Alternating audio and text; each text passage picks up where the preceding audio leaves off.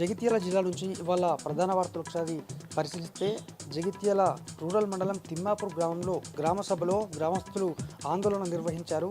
అనర్హులకు కేటాయించకుండా అనర్హులకే అన్ని పథకాలు అలాగే ఇందిరమిండ్లు కేటాయిస్తున్నారని ఎంత పూర్తిగా కూడా విరుద్ధంగా అధికారులు వ్యవహరిస్తున్నారు. అర్హత ఉన్న తాము ఎవ్వరికీ కూడా రాలేదు, విదేశాల్లో ఉన్న వారికి భూములు అలాగే ఇండ్లున్న వారికి మళ్ళీ వాళ్ళకే కేటాయించారంటూ వారంతా కూడా అధికారులపైన తిరగబడ్డారు. అనంతరము గ్రామస్తులంతా ఏకతాటిపైకి వచ్చి తీర్మానం చేసి ఆ గ్రామ సభనైతే రద్దు చేసి ఎక్కడి వాళ్ళు అక్కడ వెళ్ళిపోయారు.